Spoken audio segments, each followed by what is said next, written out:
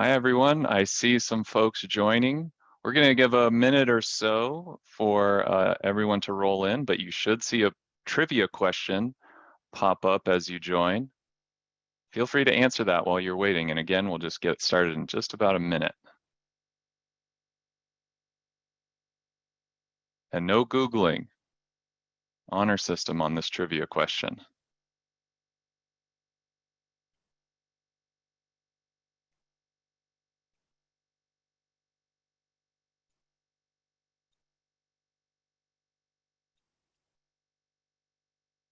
If you've just joined, we're getting started in a minute. Feel free to answer the trivia question. You should see a poll up on your screen.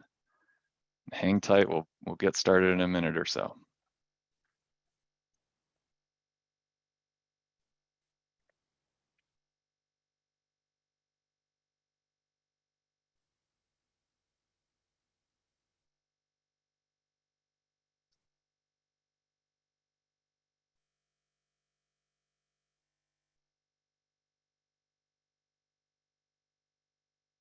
Okay, I'm seeing the number of participants level off a little bit, so let's go ahead and get started. You still have a chance if you want to answer the trivia question. We'll look at the answer in just a couple minutes, but let's go ahead and get started. So hello, everyone. Welcome to this Better Buildings webinar. Advanced Lighting System Solutions, Experiences from the Field, and Resources from the Lighting Systems Technology Research Team. My name is Axel Pearson. I'm coming to you live from Salt Lake City, Utah. I'll be your host today, and we have quite a program for you. We'll hear from a couple recognized participants of the Integrated Lighting Campaign who will tell us about their advanced lighting systems. And then we've also got a number of polls for you to provide your input on how DOE resources can help more buildings install advanced lighting systems and provide the most valuable impact. So thank you so much for taking time out of your day to listen in and participate with us. I will say slides and recordings are being made, so they'll be posted shortly after the webinar.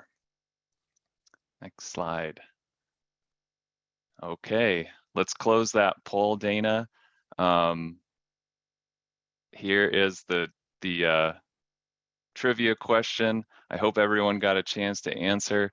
Let's take a look at the results. The correct answer is B, 1962. That was when the LED was invented.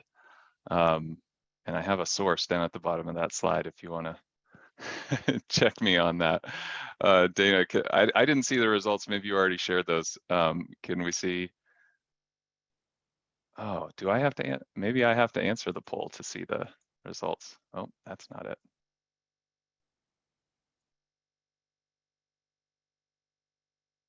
Okay, maybe I'll see that afterwards. But good enough for now. Okay, let's move on. Next slide, please. So here's the agenda for today's webinar. We'll spend a little time on welcome and introductions. I'll tell you a little bit about our recent work and some upcoming events that you should be aware of. Then I'll give a little bit of context and background on the Lighting Systems Technology Research Team and a related program called the Integrated Lighting Campaign that I hope you're familiar with as well. We'll get to hear from Shauna Olsen and Adam Hutchinson, who recently completed some very interesting lighting control projects and were recognized by the Integrated Lighting Campaign last year. So I'll introduce them a little more formally in the next slide. And after they speak, we'll talk about Better Buildings resources, and I'll ask your input on how best DOE can help the building industry improve their lighting and save energy. So that's what we've got ahead of us for the next hour or so. If you have questions or comments along the way, feel free to enter them into the Q&A box, Q&A pane in Zoom. We'll be keeping an eye on that. I hope we'll have some time at the end of the webinar. If we don't, we will definitely follow up with you on your questions and comments. For our speakers, I'll pass it to them as well. And if I can't answer it, I will put you in touch with the right person. All right, next slide. So here are today's speakers. Yours truly on the left. Again, my name is Axel Pearson. I'm a project manager at the Pacific Northwest National Laboratory. I lead the integrating lighting campaign and the lighting systems technology research team, and that means I get to put events on like this one and interact with all you good lighting industry folks. Next, we have Shauna Olsen. She is IMEG's architectural lighting leader, guiding her team in creating aesthetically pleasing, technically versed, and sustainable lighting designs. Shauna also endeavors to be at the forefront of new and emerging technologies, trends, and applications, including biophilic design and integration with other design services to optimize user experience of spaces. She has vast experience in corporate, educational, hospitality, healthcare, historic renovation, and retail sectors, employing her client and occupant-centric approach to create curated experiences through visual communication and technical expertise.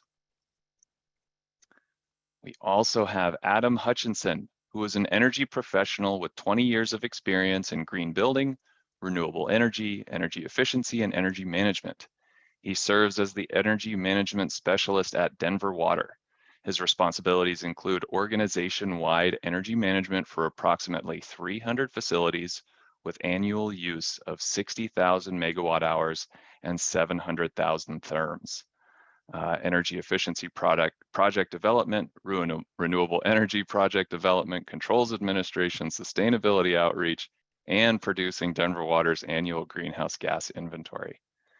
He previously worked at Excel Energy as an energy efficiency engineer, assisting in projects that generated 50 megawatt hours of energy savings annually. He also worked at Anheuser-Busch InBev as the utilities manager of the Fort Collins Brewery, where he managed all brewery resource usage, efficiency projects, and helped drive water efficiency initiatives that resulted in record low ratio of water per barrel of beer to 2.3. His past research includes wood and charcoal cook stove emission reduction, microgrid simulation and integration, and extracting energy from wastewater. Awesome. We are honored to have these two industry experts with us today. So thank you so much, Shauna and Adam, for joining. We'll hear from them in a little bit. Next slide. So as I mentioned, I'd like to tell you a bit about some of the recent goings on of the Better Buildings Initiative. First, I'd like to let you know about the Systems Technology, Energy, Equity, and Justice, or STEEJ effort that we are taking on to ensure that our efforts around development, deployment, and adoption of clean energy technologies are equitable and just. And that really means that making sure that our resources and assistance reach the people that need it most, and we're not overlooking those often underserved communities. Next, when working on deployment of a new technology, it's always helpful to have examples of real projects with robust measurement and verification to demonstrate the benefits and encourage participation in these market transformation projects. So our lighting teams and other teams, but our lighting teams specifically, are always looking for new candidate sites for evaluation. So if you know of an installation of advanced lighting controls and would like to get involved, please let us know. Shoot me an email. All right, another exciting development, phase 2 of the L Prize, called the Prototype Phase, launches today, June 30th. The L Prize is designed to spur groundbreaking innovation for next-gen lighting in commercial buildings. With new separate tracks for luminaires and controlled systems, competitors now have more pathways and opportunities to participate and be recognized for innovation and win L Prize awards. Okay, finally, a couple events that you should be aware of if you're not already. The IES annual conference in New Orleans is happening August 18th to the 20th. As always, there's going to be some great lighting topics covered at the event, and we will also be there to announce the recognized participants of the 2022 Integrated Lighting Campaign. Additionally, the ACEEE Summer Study on Energy Efficiency in Buildings falls right after that, August 21st to the 26th in Pacific Grove, California. There will be a number of great presentations and papers on lighting and other building technologies there. So I hope you can make it to that, those efforts. So if you have any questions about these efforts or events, feel free to shoot me an email. I'll put you in touch with the right people. All right. Without further ado, let's get on with today's content. Next slide, please. So if you're not familiar, I want to tell you a bit about the Lighting Systems Technology Research Team, which you might know of as the Lighting and Electrical Team. We narrowed the scope this year to just include lighting. There are some other teams that cover some of the other electrical pieces, so we wanted to focus just on lighting. If you're not familiar with the Better Buildings Technology Research Teams, check out the link at the bottom of this slide to see the website, and you can explore those other teams. Like there's the Building Envelope team, the Plug and Process Loads team, along with the Lighting Systems team. These teams analyze the latest research and development on a range of building technologies with the goal of providing market-ready solutions to partners. And just like the name sounds, and this includes you since you're all here today, yes, you are part of the team. We will focus on lighting. So thank you. I hope you knew that you were joining a team today. We aim to reduce lighting energy use by sharing insights and experiences related to emerging lighting and control systems and documenting the applications of solutions. This is why we have Shauna and Adam with us today. They are going to share their insights and experiences. And there are also a number of resources available on the website. And we want to develop more. And that's why we're here today as well. We will talk about more, talk about those resources and developing them at the end of the call. So stay tuned for that. All right, next slide, please.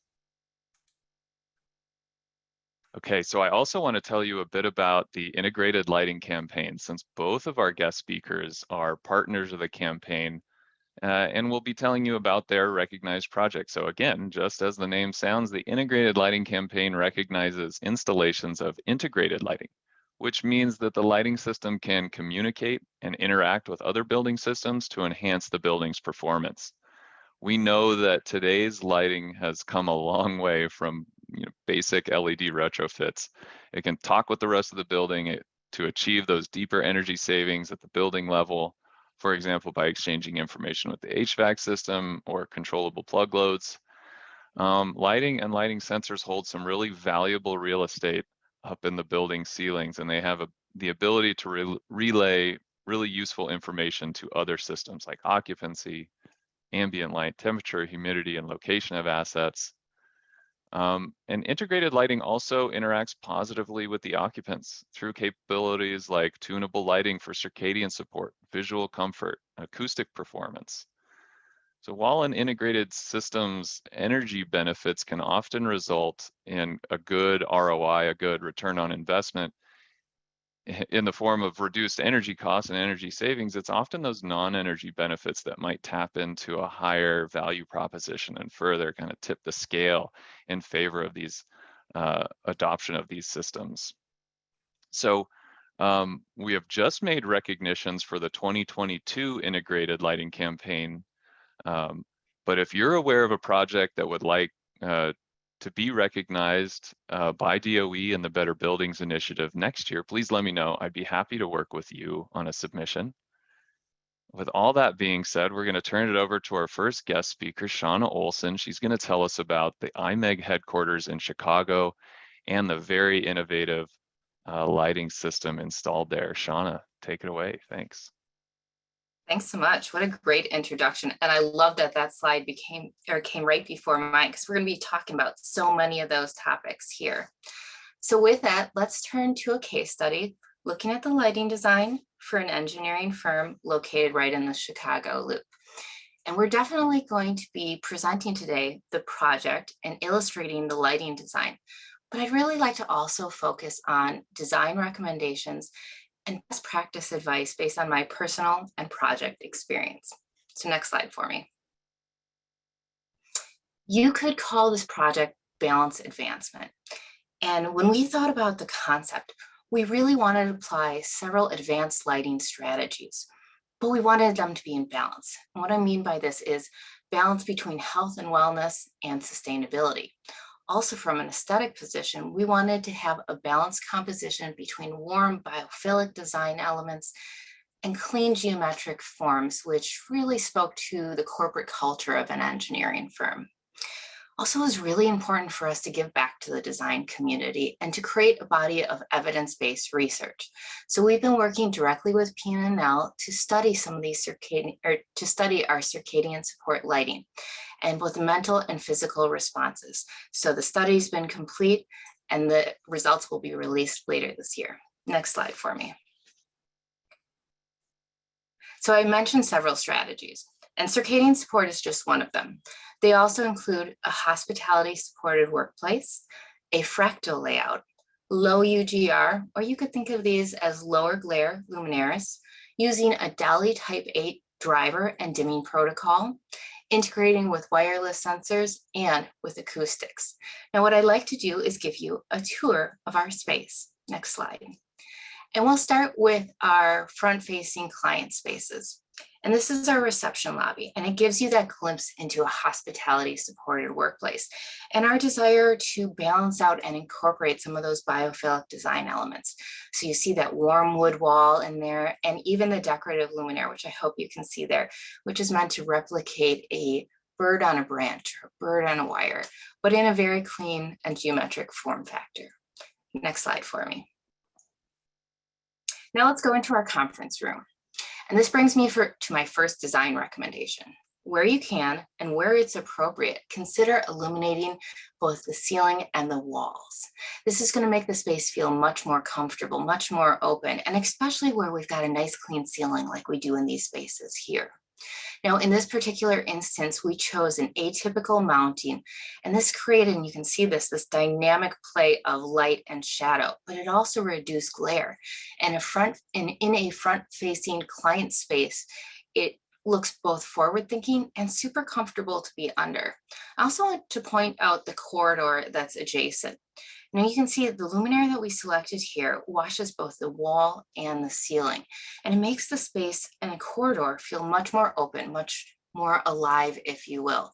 And corridor is an often overlooked space, so just consider adding a little bit more pop, adding a little bit more to the walls to make your corridors feel more comfortable and enjoyable to be in. Next slide for me.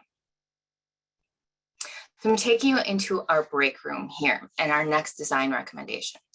And that is that we recommend looking at acoustics in any space you're in and integrating lighting and acoustics where appropriate. You can do this in so many different ways. And if it's something you're interested in, I encourage you to check out our recently released white paper from our lighting and our acoustics team called Lighting and Acoustics in Unison. And I've included the link here, and I think Axel's going to drop it in the Q&A pane for me later. And in this particular instance, we provided integrated acoustic luminaires, and you can see they've got a bold color and a playful layout. I love these fixtures. I love how they feel in the space. I like to think of it as a haptic experience, or you could think of it as visual softness. You can see it's a hard surface space, and it's a pretty neutral color palette. And by using these luminaires, we both enliven the space and created a little bit of pop. Now you might think, ooh, the color is so bold. How is it going to last? Is it going to get dated? And I do want to say this is maybe something to think about, but here it's our branded color. So I'm thinking it's not going away anytime soon. Now let's move into our open office and performance space. Next slide for me. Perfect. Okay. There's a number of topics I want to talk about in the open office, but the first is biophilic design through a fractal layout.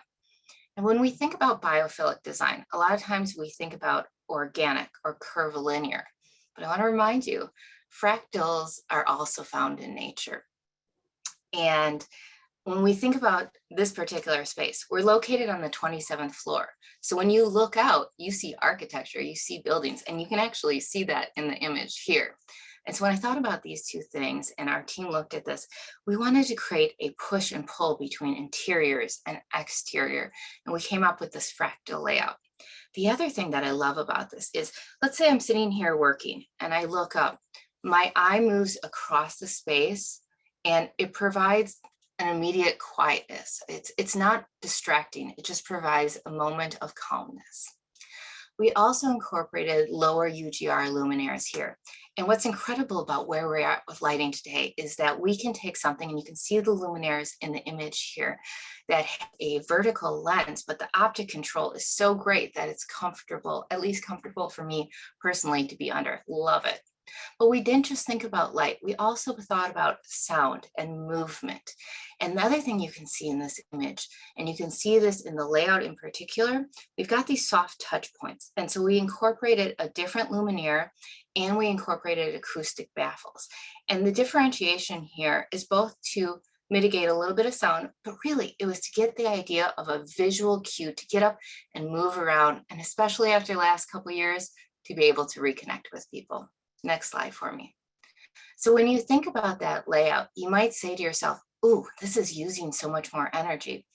And we wanted to check ourselves. We actually did a comparison, and using the same luminaire with a parallel layout, getting about the same illuminance targets, we actually found that the parallel layout used a little bit more energy than the fractal. So also a little sustainability extra there.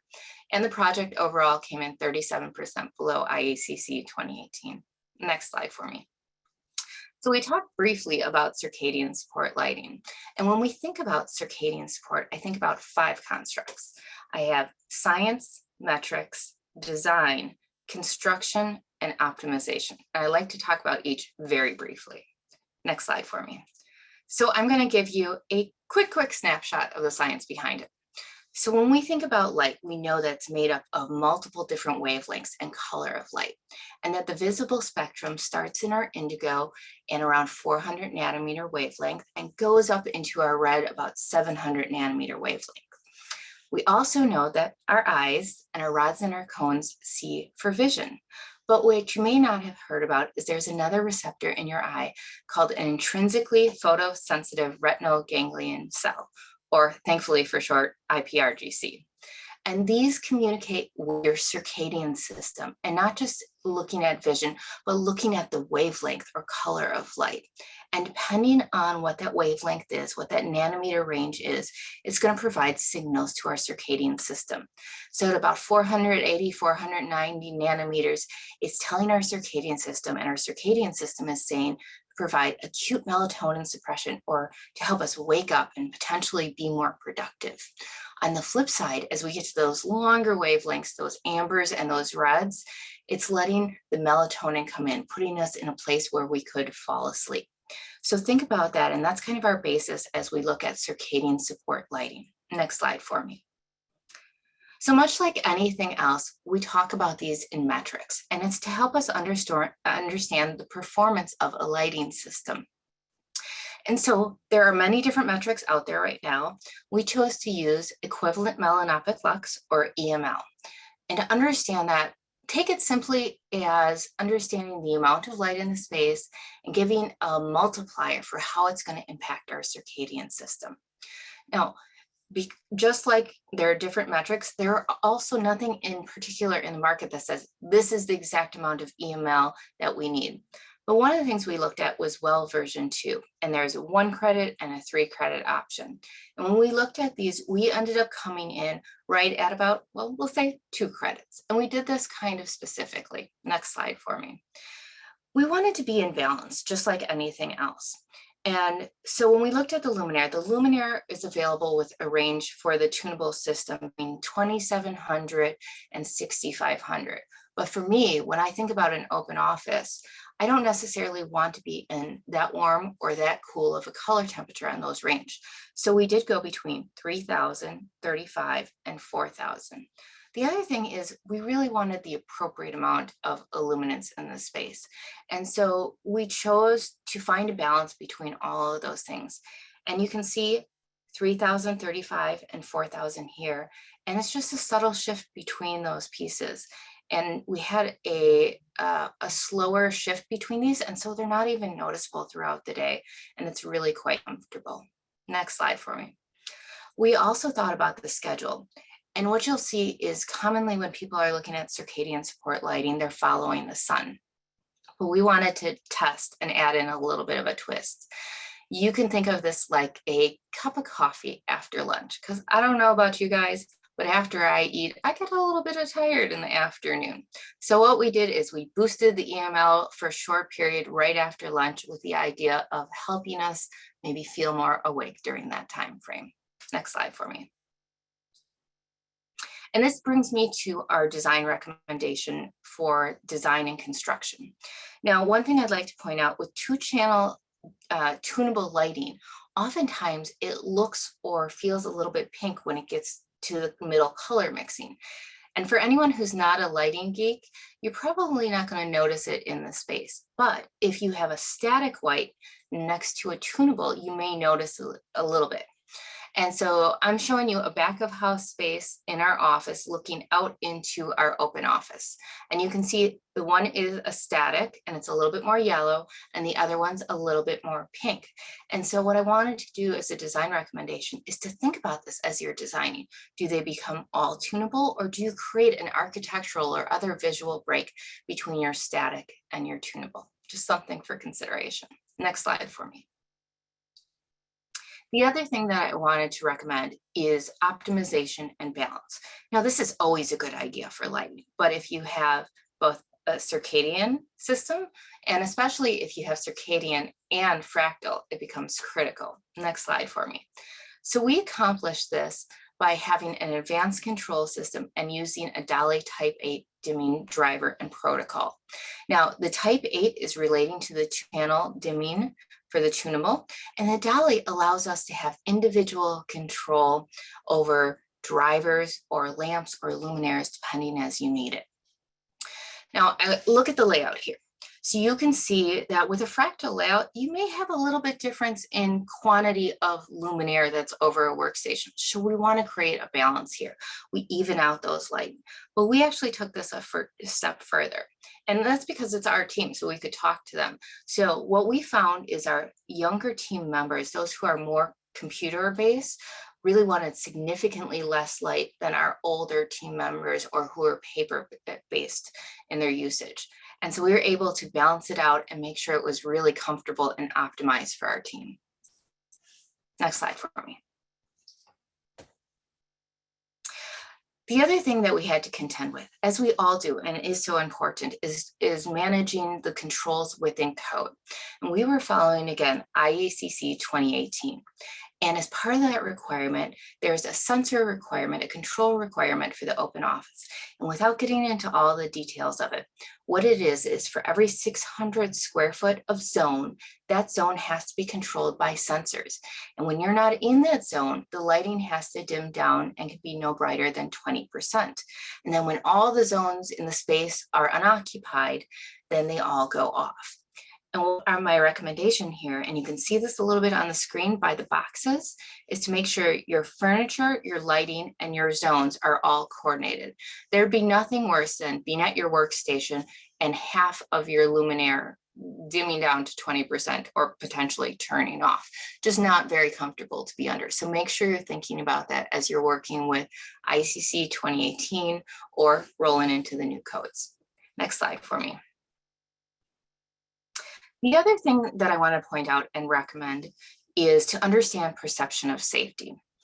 So think about it under the zones that we just talked about. If you're working at night by yourself and all the other zones around you dim down to only 20%, it can feel a little bit uncomfortable. What we found, and thankfully this worked out really well for us, is remember we have two different luminaire types. We have a direct down with an opaque side, and we have the vertical lens product that you see in the forefront here. What we found is that having that vertical lens, having that little bit of light that you see, even on the dimmer setting, felt brighter, felt a little bit more comfortable than the direct only. So as we're moving into these code requirements, you want to understand perception of safety, how people are going to feel in this space, especially at night and especially working by themselves. Next slide for me. And this brings us into our last set of recommendations here. And these are for how people are going to use the space.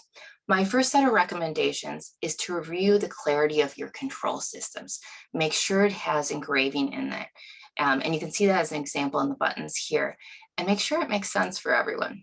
The other thing that I like to recommend, and this is just my personal recommendation, is I like to have separate buttons, or it could be sliders or some other means of indicating that it can dim up and dim down. I just find it to be personally more intuitive. I also like to provide, if I can, both written and short video tutorials for how people use a space, especially when it's a complex control system. It just helps things out. And you can see a very COVID-based picture of me doing this here with my mask on. The last thing is, if you're writing an RFP for a project, consider asking your design and your controls team to come back in after 6 months or a year, because this is really how long it's going to figure out how you work or possibly live in a space. Have them come back and talk to you about luminance levels, schedule, your auto shut off delay, still staying in code, of course. But this is going to help you fine tune the space and make sure that it works well for you.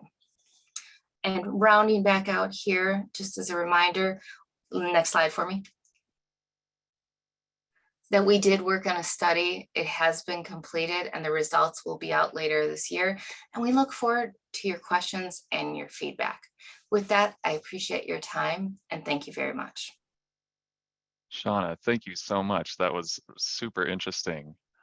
Thanks so for much. going through Excellent. that. Now I'd like to turn it over to Adam Hutchinson, who will tell us about Denver Water's recent construction of their LEED Platinum administration building. Adam, take it away.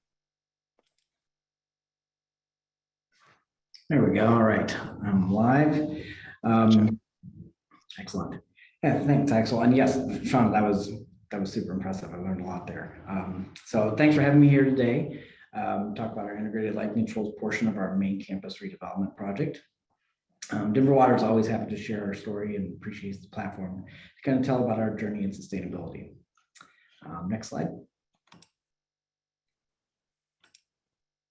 Okay, so I want to start with just a brief intro to Denver Water for those of you not familiar with the organization. We're, of course, a municipal water provider for Denver and about half of the surrounding suburbs.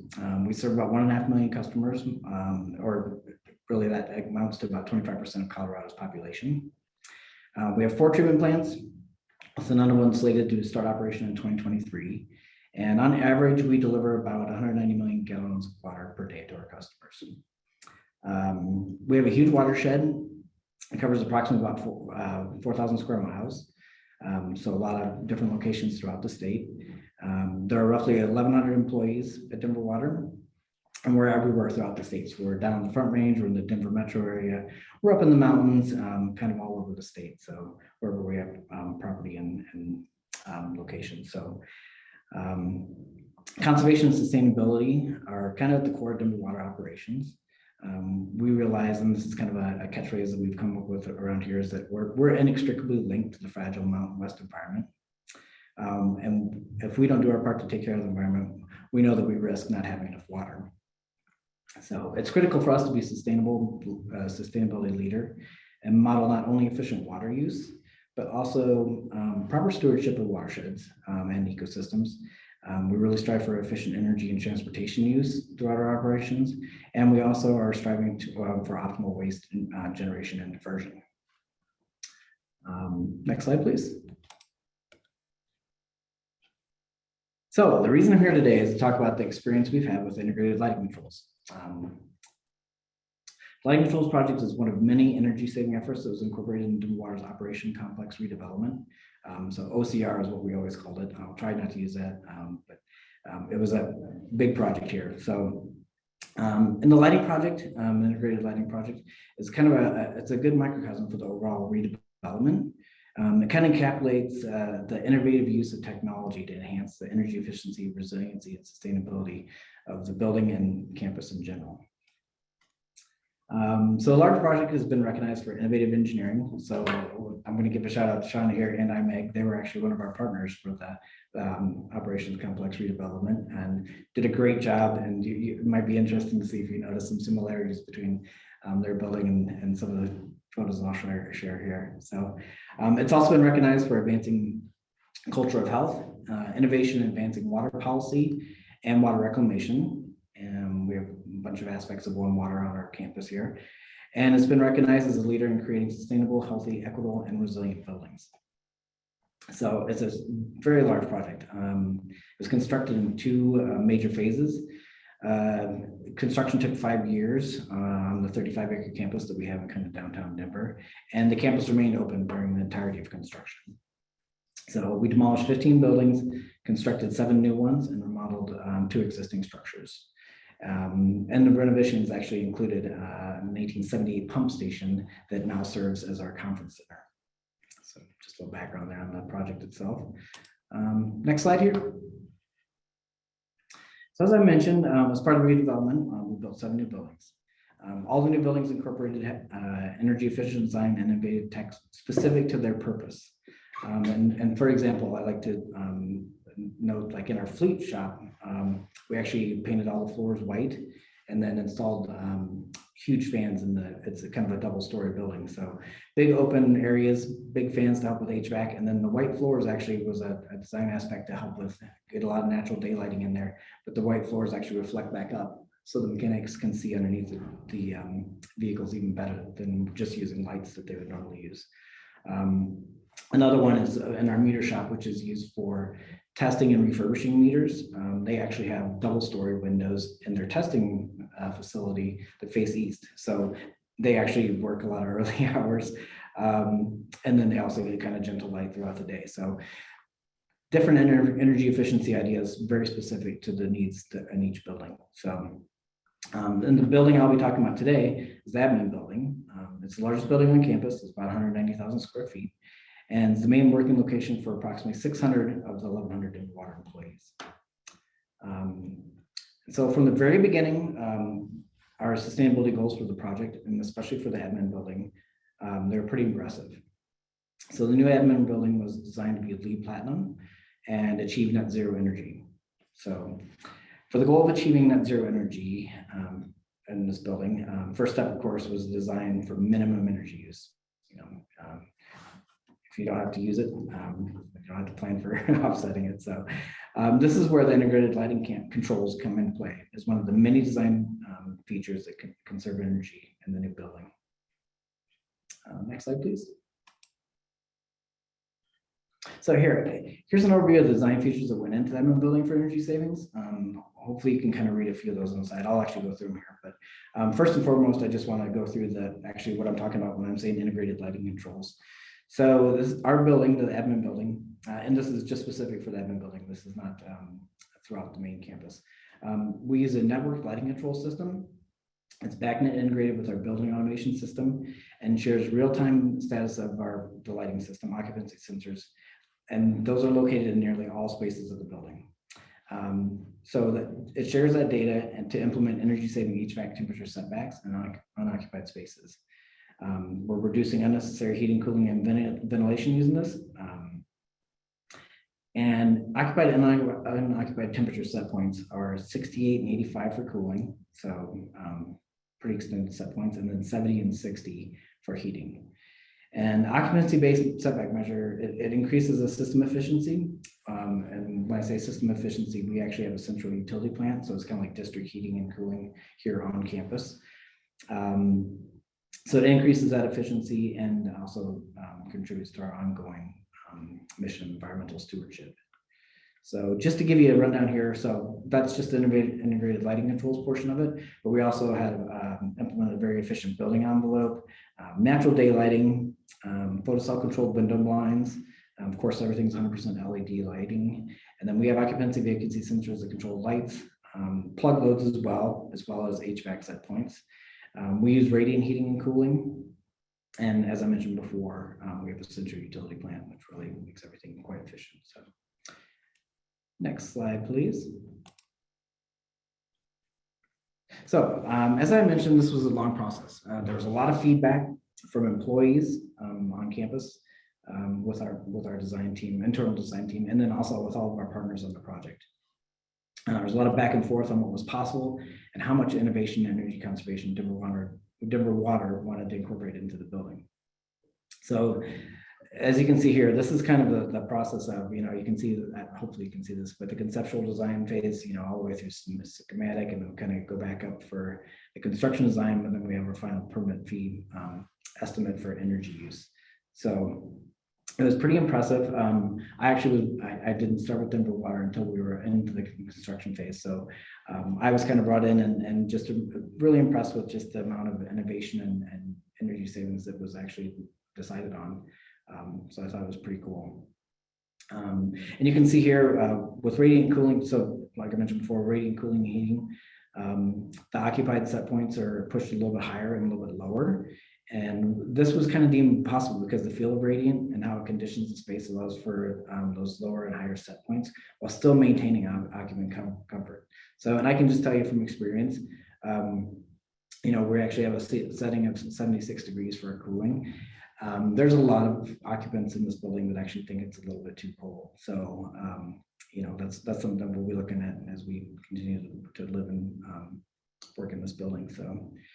So you can see the final energy summary before design was complete and construction started. This was actually the set points were adjusted during this phase for the very last model here. And then also the public spaces and office spaces, open office spaces had a time schedule set to 6 a.m. to 6 p.m. So, and you can see that we landed on a energy model here that said it was going to be 22 kBTU per square foot per year. Next slide. Excellent. So I've included this energy summary. So this kind of was in the same report as the previous slide. And I've included this just to give you an idea of the layout and type of spaces on each floor. And I'll just kind of, don't strain your eyes too much here, but the top picture there is kind of a rendering of the building from outside. Level 1 is the middle kind of floor plan there, and then the bottom floor plan is level 6. And I'll just tell you that the bright blue color, that's open office space. And then the bright pink or bright fuchsia is closed office space. And I just wanted to give you an idea of, you know, what kind of spaces we're dealing with throughout the building. And level 1 is a little bit unique because it houses our cafeteria and our public lobby. It also has a walkway through it that isn't represented there. It's outdoor space. And then level 6 is more of a typical floor plan, and that's what it looks like throughout the rest of the building. So pretty much all the spaces use integrated lighting controls, the open space, the closed spaces. The ones that don't are the mechanical rooms as well as IDF and IT rooms. And also, I don't know if you can see this or not, but the lighting density for the location was 0.52 watts per square foot. And that's something that we're continuing to fine tune as we kind of work in the building to increase energy savings. So that's something we have the capability with to increase light levels, decrease light levels, and do all sorts of different things. Kind of like what Shawna was talking about with, you know, kind of living in it and then adapting to different needs of occupants. So next slide, please. All right, our controls narrative. So, while the concept of using the lighting control system, aux sensors for HVAC settings, it seems pretty straightforward. It's pretty much like, okay, you have an aux sensor, let that tell the whatever the set point is for temperature. Pretty straightforward, but the lighting controls themselves and tying everything together with programming and schedules is a little bit more complicated. And I just wanted to give you an example of the variation in design intent for all the lighting within the Hammond building. So you can see here, you know, the first design intent, control intent here was A1, and it went all the way to N6. There was actually, that didn't go A1 through all, you know, A1 through A6 or whatever. There's 16 different controls concepts with lighting throughout the building. And here you can see, I mean, lots of different things we're tying in here. We have, we're tying in switches, we're tying in touch screens, we have aux sensors, we have photosensors, we have time schedules. So there's a lot of stuff that's going on here. It's actually a pretty cool and intricate system. So I just kind of wanted to share that with you. So next slide, please. So, and now I just want to touch on the actual control systems we're using for the lighting and the HVAC. And these are just screenshots of actually the kind of the software interface that we use. So we use reliable controls for the building automation system. And that's for the HVAC system. And it does connect to the lighting system. And then we're using Polaris lighting control system from Osram Zillion lighting management system for the lighting controls. So they've both been very effective and easy to use. My personal experience, it falls more into lighting system controls. Because I'll get calls about different light settings if things aren't coming on or if things are turning off when people or aux sensors aren't working. I've kind of been designated to help our electrical team do a lot of troubleshooting through the software. And then I also like to deal with just the energy savings I can get from dimming at certain times of the day or certain times of the year. So, and then our internal plumbing and HVAC team, they kind of own the RC controls, and they're in their daily monitoring set points, flows, and they use the system to troubleshoot any issues that they come across. And then the screenshot on the right has kind of three little pictures there. I just wanted to put that in there because that shows how occupancy is presented in the lighting controls. So right there, you can kind of see the purple spaces are unoccupied, the orange space is occupied, and the white space is actually being controlled by a set schedule. So that's the 6 a.m. to 6 p.m. lights on campus, Monday through Friday kind of schedule. But I also want to note that even though the lighting and the white space is being controlled by a time schedule, there are occupancy sensors in those spaces that can be used for HVAC settings. And before we move into the next slide, I just want to give a little bit of timeline of our building completion and occupancy, kind of as it pertains to COVID. Just because, well, I'll give you the timeline. So substantial completion of the admin building was in November of 2019. So all Denver Water employees that reported to the main admin building moved November of 2019 from the old one to the new one. We were only in the building for about 3 months. And then in March of 2020, because of COVID, we went to majority of doing remote work. So over the next year, occupancy increased back in the building. Of course, we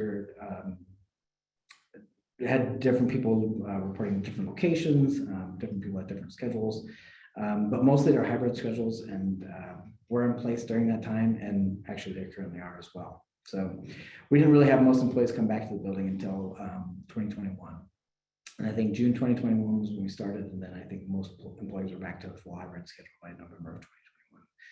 So even though we moved in 2019, we're still learning a lot about living and working in the building, and we're still learning to make a lot of adjustments to meet the occupants' expectations and comfort levels. Next slide, please. Okay, and getting close on time here, so I'm going to speed it up here a little bit. So this is kind of I wanted to move right into operating insights. So right here, we're really talking about taking advantage of the energy savings in the occupied building. So one of the tools that we used after we moved in was monitor-based commissioning. And I'm not sure if a lot of you are familiar with this, but really it's basically just real-time commissioning of the building. We had one of our partners set this up for a year after construction was completed. So like I said before, we were in November 2019. We actually didn't start the monitor-based commissioning until I believe February of 2020. So the monitor-based commissioning software, and it's a proprietary software package, it taps into both the lighting control system and the building automation system. Collects and analyzes thousands of data points. And we're talking flow rates, temperatures, valve positions, light levels, occupancy, daylight readings, pretty much all that information. So, and right here, I just have two examples of findings that were pertain directly to integrated lighting controls. So sorry, Axel, I need to speed it up a little bit. So you can see here, one of them is occupancy mode reflects the building schedules instead of occupancy sensors, which actually was the design intent of those spaces. So it was a finding, but it was something we used to actually think about actually switching that to be that not all spaces are reflecting set points based on time schedules, but they can be, more of them can be integrated into using the occupancy of the certain space for set temperatures. And then the second one, just in this for the monitor-based commissioning, was some of the VAVs were never actually going into unoccupied mode. So they were actually set to look at a different point in the lighting control system. And it was just something that, you know, when we went through commissioning, it actually seemed like it was working. But when we did this monitor-based commissioning, we actually found that they were looking at the wrong inputs. So easy fix. They were pointed towards looking at occupancy, and then that was remedied. So next slide, please. So real quick, I'm just going to talk about some other insights. So we had monitor-based commissioning in place, and that's found a lot of things. But then, of course, you have a lot of occupant input on what's going on. So one of ours, I guess I'm just going to say there was one big main finding, and it happened to be because of our boardroom. It's a unique situation because when it's occupied, it's full, instantly full.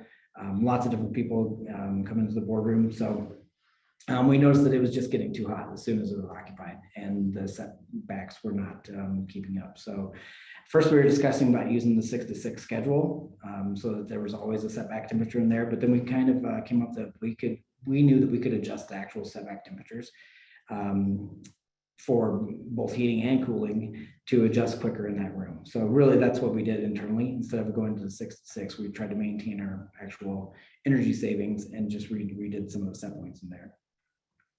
One last thing, I know we're getting close here. I'd like to make note is that, like I said, we're learning a lot and adapting to the process of dealing with the maintenance of these systems.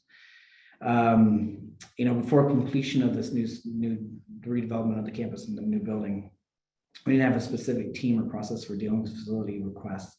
We were making people would make phone calls. They'd stop electricians when they saw them for lights out. There wasn't really a process in place. So, but now with these new systems and the connections in between them, we're noticing that we're getting duplicate work orders. So, electricians might get a call, HVAC guys might get a call, sometimes the construction shop gets a call, all for kind of the same issue. So, this whole integration and working with these systems has kind of driven us to come up with a facilities maintenance team, which I think has been a really interesting kind of outcome of using the systems. So it's not because the systems don't work; they actually work great. And we actually thought we kind of had everything dialed in where we had all the people in place to take care of the systems. We have an electrical shop, we have HVAC shop, we have plumbing, we have sustainability. And we've just found that these systems, so many people are interacting with them that we really need to kind of focus and centralize one centralized location for the maintenance of all these systems. So next slide, and I'll just talk real quick here about, is it working? And we are saying, yes, it's definitely working. So this is a scorecard from Denver City and County that we got for 2020. And this is showing, this is main campus. This is the entire campus. Our main campus is at 21.3 kVT per square feet. So that's the energy model I showed before was actually for the admin building. This is the entire campus. So this is an extremely efficient campus. We don't have the 21 scorecard yet. That actually comes out in July because the deadline's in June. I've done calculations earlier this year for 2021, and I just did them for the admin building, and we are actually at that 21.3 kVT per square feet. We're actually 21.27. I'm rounding up. So yes, we're getting savings. We actually believe that I'm attributing probably 40 to 50,000 kWh to just integrated lighting controls. I think there's ways that we can actually even get more efficient. I'm talking shoulder seasons and some other adjustments that we can make. So I'm really excited about it. Next slide, please. So just overall operating insights. The system, it does enhance energy saving. It's working. We've seen the results here. Adaptability is key, of course. Systems working great. We think the adaptability of systems, kind of like I mentioned with our boardroom, that really allows us to kind of attack our energy goals, but also maintain comfort. Establish ownership in governments. That's kind of what I mentioned about, we didn't have a team that was specific for these systems before, and now we are developing one. Commissioning.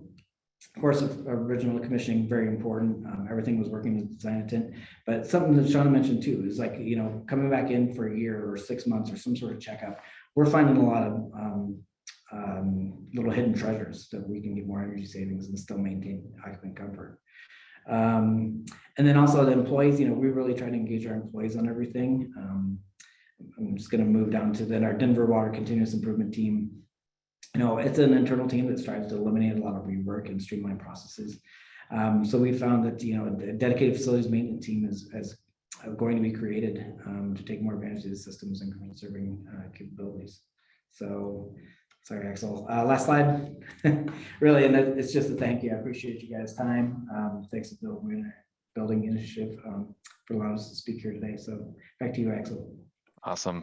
Thank you, Adam. Very well done. Okay, so I'm going to take us home. I hope we can still get through some polls, and I'm going to move pretty quickly. So let's go to the next slide. So both of these projects are documented as case studies from the ILC, the Integrated Lighting Campaign, and that's really a key goal of the campaign and the Better Buildings Initiative as a whole, to really create this body of knowledge of these best practices in educational materials and other resources to share these insights and experiences. And we have more resources, so let's take a look at the next slide. There's decision documents that help building owners understand key aspects of choosing a lighting control system that will meet their needs and their end users. Next slide. We also have fact sheets on specific applications, like the one you see is on parking structure lighting, and technologies like upgrading troffers to LED. Many types of fact sheets. And this brings us to our first poll. Next slide. We know that fact sheets and two-pagers are not for everyone or every application where technical assistance is needed. So we'd like your input. What is your preferred? I mixed these up. So this is a different, let's keep this poll. What challenges do you encounter in your work, and where do you think technical assistance will help? I was going to ask you about your preferred form of technical assistance, but we'll get to that one next. So if you have a minute to answer this one, what challenges do you encounter where you think technical assistance will help? Is it lighting sources, lighting controls, integration of lighting and other building systems, utility incentives, or other? I'll tell you in the question and answer pane. So feel free to answer one and get specific in the chat. We'd welcome your input there.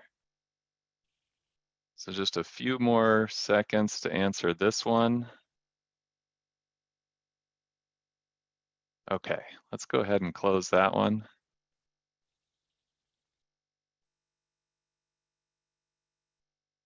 Awesome. Lighting controls, it looks like, is the bulk, and that's good. That's where we're focusing a lot of time. Integration of lighting and other building systems coming in second. Awesome. Thank you so much. Let's close that poll. And let's move on to the next one. So again, we know that fact sheets and two-pagers are not for everyone. What is your preferred type of technical assistance? Do you like the fact sheets about webinars like this one? Short recorded videos, maybe one-on-one conversations with experts, diving a little bit deeper into your project, or again, that fifth option, other. I'll tell you in the Q&A pane. Again, I don't think the chat works, so sorry. Go ahead and put that into the Q&A pane.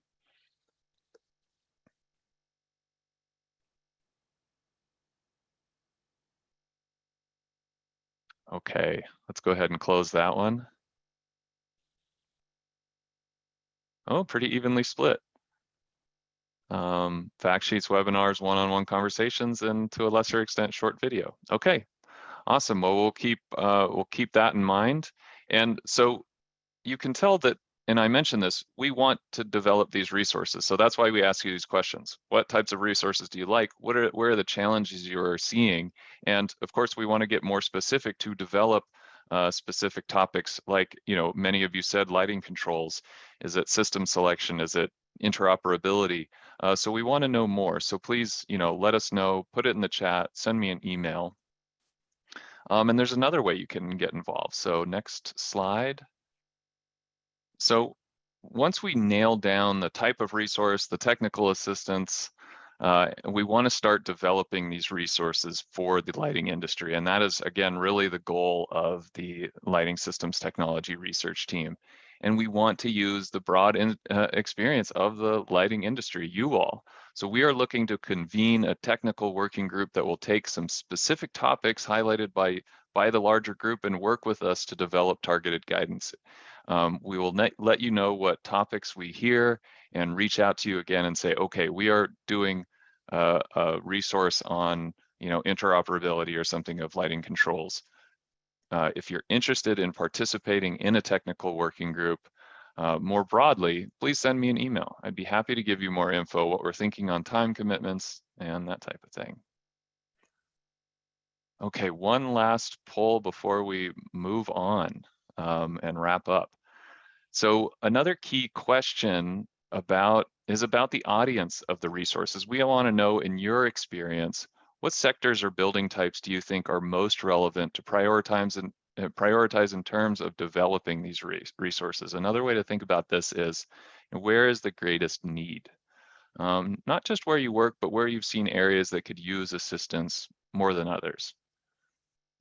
So office buildings, K-12 schools, retail, healthcare, those are the ones that we kind of came up with as maybe the top, but other options. So if you see another area where we should focus and create that, more specific guidance, let us know.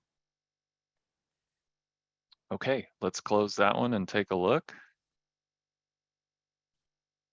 All right, office buildings, healthcare, K-12 schools, and to a lesser extent, retail and other. Tell us in the chat. So please, if you have some time, tell us in the chat. We'd be happy to hear it.